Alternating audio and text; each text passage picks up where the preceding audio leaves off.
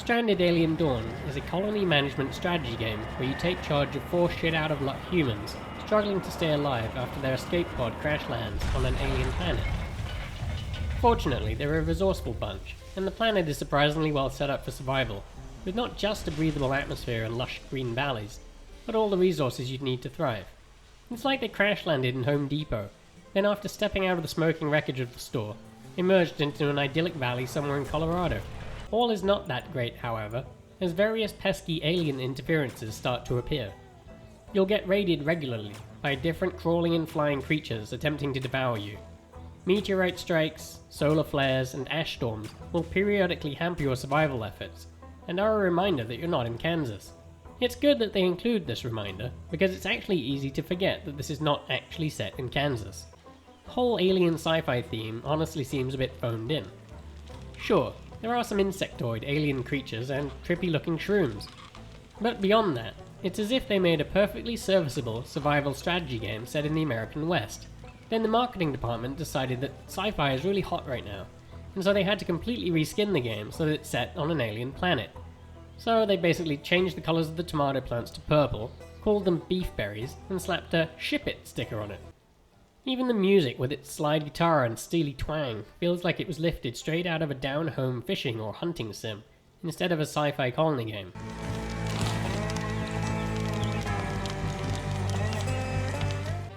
Hopefully, as it emerges from the early access cocoon, we'll get to choose from different soundtracks. There's a lot to learn, so it's recommended that you play the tutorial first. And it's done really well, but the problem is playing through the entire series of tutorials is a really dry and laborious intro to the game, and it will test your patience as you wade through multiple game concepts that you'll probably forget all about by the time you actually encounter them. I would have much preferred to see these tutorials integrated into the game as and when new mechanics arise, instead of being so completely front-loaded. You get to choose your 4 unlucky survivors before you set off, so you can make sure there's a good mix of talents to cover all of your survival bases. The colonists are autonomous, so your role is to assign them tasks, priorities, and responsibilities, then set them free and hope they're not complete idiots. Figuring out who is good at what, then fine-tuning their matrix of activities is a satisfying little puzzle. It actually ends up feeling a lot like project management, only somehow a lot more fun than spreadsheets and tracking software. I thought the most interesting part of the game was the colonist interactions. These are little one-sentence stories that emerge every so often, such as "joked with Quinn about lifting weights," or "disagreed with Kana about how to prepare the soup." These are a fascinating glimpse into the personal lives of your colonists beyond the repetitive grind of their everyday work lives. However, what's there is mostly just a surface-scratch insight of their interpersonal dramas, and I would have loved some way to go deeper, because, really, it's the emergent human stories and small surprising ways in which they interact with each other that can be the most interesting part of a game like this. Managing your colonists' moods will keep you occupied. A whole host of interactions can dampen or lift their spirits. Spend too much time burdened by negative emotions and your colonists could go postal and have a meltdown. Currently this involves them either binge-eating or hiding away in a room, both of which render them out of action in terms of actually doing anything constructive to help your colony. Combat is initially fun enough. Upon knowing that a swarm is inbound, you can draft your survivors so you can manually tell them where to go and what to attack. Later, a range of unlocks allows you, if you like, to turn it into a kind of tower defense game. You can automate a lot of the combat by building trap-filled gauntlets lined with flamethrowers and auto-targeting turrets. As part of the game's difficulty ramp, the frequency and intensity of attacks climbs, and, unfortunately, instead of becoming a better challenge, it starts to get frustratingly repetitive. There's quite a deep sickness and injury simulator. Life on the alien frontier is dangerous, and both internal and external injuries are possible and require different treatments from simple bandages to homebrewed antibiotics. I like thoughtful touches like a recurring cold and flu season that pops up toward the end of every winter.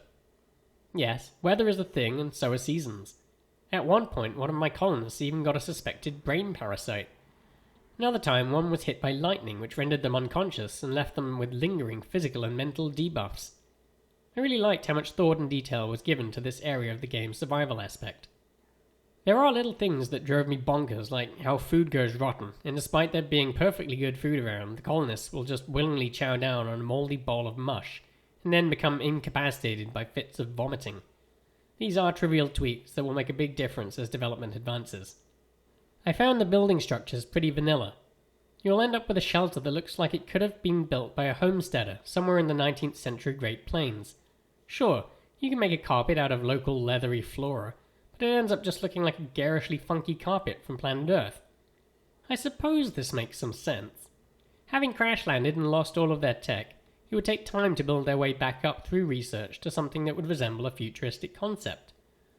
But it's also a game set outside of our time and technology constraints. In that context, where imagination is your only limit, what they ended up presenting to us feels curiously bland and overly safe. After all, this is the latest game from Haemimont Games, whose splendid track record includes the Tropico games and Surviving Mars, in which they absolutely nailed the sci-fi thematics. The maps are huge, but the problem is your colonists are tiny.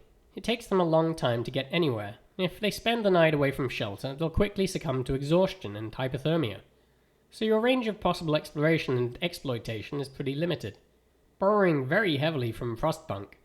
At one point you can build a hot air balloon that allows you to send out expeditions to scavenge supplies, and maybe even find another survivor. But without vehicles or any other method of reducing travel time, you're essentially stuck very close to the place that you first crash land. Still, the early to mid game has that quality of addictive flow, where syncing playtime and getting into a zone is nice and easy. I definitely lost track of time, in a good way, getting my colonists a decent shelter, and setting them up with a steady food supply. There's a good daily rhythm, mix of short and long-term goals, and just the right amount of micromanagement. The research tree makes sense, and is well paced, giving you a clear progress path that keeps you hooked. The late game is where you begin to sink your teeth into the sci-fi aspect of the game a bit more. You get some cool future tech unlocks as your research tree starts to bloom. But the late game is also where the pace starts to really crawl too. The silicon you need to produce CPU cores takes time to harvest from plants, and the colonists themselves take their sweet time crafting the more complex builds. This then becomes a cycle of slowly grinding out the advanced tech and structures, and dealing with ever-increasingly larger and more frequent swarms of invaders. My whole colony is basically on autopilot at this point. I'm just trying to harvest enough silicon to build a big satellite array to be able to send and receive comms, which presumably will get me closer to rescue. With not much else to do, it starts to feel monotonous, like I'm just trying to kill time, but can't possibly do it fast enough. I played for about 20 hours, and haven't yet reached the end, where presumably the colonists are able to establish extraterrestrial contact, and maybe even find a way to get rescued off their rock. On the early access front, the game is stable, and ran smoothly on my rig without needing to make any tweaks to graphics options. I feel like the game is largely feature complete at this point, and with a fairly solid gameplay loop, what's left is mainly polish, quality of life tweaks, new cosmetic features, and gameplay balance. So by all means pick this up. Especially if you love RimWorld and Oxygen Not Included. There is a lot of great stuff to explore, but also be prepared to put up with some early access goofiness shitting on your parade.